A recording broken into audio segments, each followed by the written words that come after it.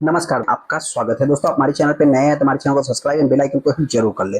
आज हम बात करेंगे कोचिन शिपयार्ड के बारे में। कोचिन शिपयार्ड की बात करें तो इससे रिलेटेड मैंने मल्टीपल टाइम वीडियो बनाई। जो लोग हमारी वीडियो को देखते हैं उनको मालूम होगा कि हमने अभी तक के इसके भी जितने भी टारगेट दिए थे दोस्तों, सारे के सारे अचीव हुए। यहाँ पे देखा है तो इस समय इस स्टॉक में कंपनी के रिजल्ट आते ही दोस्तों आप कह सकते हैं कि लगभग 5% गिरावट देखने को मिली। और टारगेट प्राइस की अगर बात करूँ 850 रुपए देखने को मिला है।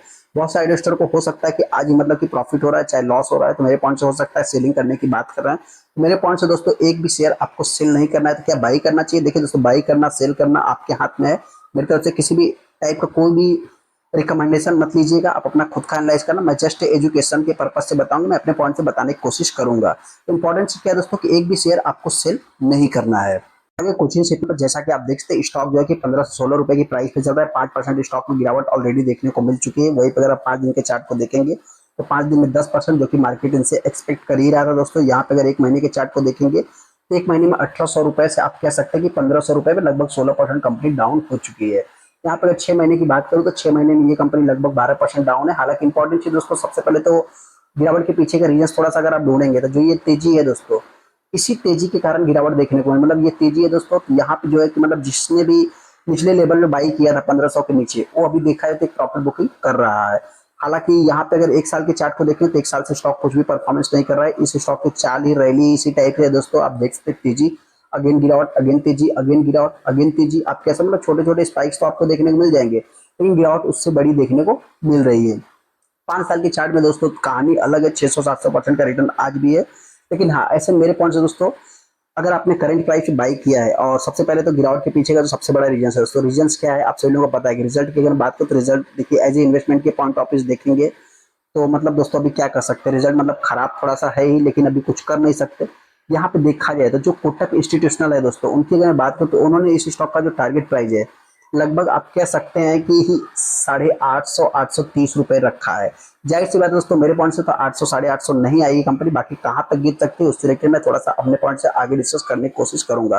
बाकी इनकी रिजल्ट दोस्तों खराब है, मतलब कि आप कह सकते हैं सिंगल डिजिट में रिजल्ट खराब ही देखने को, स्लाइड ही देखने को मिला है। यहाँ पे थोड़ा सा अगर मैं एस्टिमेशन की बात करूं तो ये तो जनवरी महीने का देखने को मिलेगा। मतलब अभी का कुछ भी इनका एस्टिमेशन देखने को नहीं मिल रहा है। हालांकि पुराना रिजल्ट है दोस्तों, और रिजल्ट थोड़ा सा चलिए यहीं पे देख लेते हैं, थोड़ा सा पढ़ ही लेते हैं, क्योंकि अगर उस पर जाएंगे दोस्तों बहुत छोटा छोटा दिखता है तो उसमें रिजल्ट मतलब कि समझ में कम आता है। यहाँ पे अगर आप देखें जो दोस्तों तो कंपनी का जो कि मतलब रिजल्ट 7.5% कंपनी के गिरावट देखने को मिली है। 1484 करोड़ का जो कि आप देखने को मिल जाएगा। यहाँ पे रिपोर्टेड एडे मतलब डिक्लाइन लगभग 4% की देखने को मिली है। देखिए दोस्तों, 7% स्टॉक में गिरावट देखने को मिली और 4% का decline in consolidated net profit देखने को मिला है।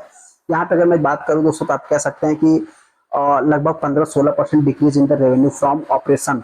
1484 करोड़ से लगभग आप कह सकते हैं कि प्रॉफिट बिफोर टैक्स की अगर बात करूँ तो 4-5% ये भी जो कि मतलब बढ़ते हुए दिखा है। और मतलब 384 करोड़ से 402 करोड़ जाता हुआ दिख रहा है। यहाँ पे अगर मैं टोटल एक्सपेंस की बात करूँ तो लगभग 19% ईयर ऑन ईयर बेसिस पे देखने को मिल रहा है, जो कि 1238 करोड़ है। इसकी पहले की बात करें तो आप कह सकते हैं कि लगभग कंज्यूम वॉज द 719 करोड़ देखने को मिला, जो कि अब लगभग 2.5% के आसपास देखने को मिल रहा है। तो रिजल्ट देखा जाए दोस्तों तो मतलब कि ठीक ठाक है, इतना कुछ खास नहीं दोस्तों। हालांकि 1.5 रुपए का कंपनी ने डिविडेंड भी पे आउट किया है। मतलब आप कह सकते हैं कि एक फाइनल डिविडेंड है जिसमें कि एक लंबा बोर्ड मीटिंग होगा। आप कह सकते हैं महीना 2 महीने का टाइम भी लग सकता है, मतलब इतना इजिली नहीं मिलता है।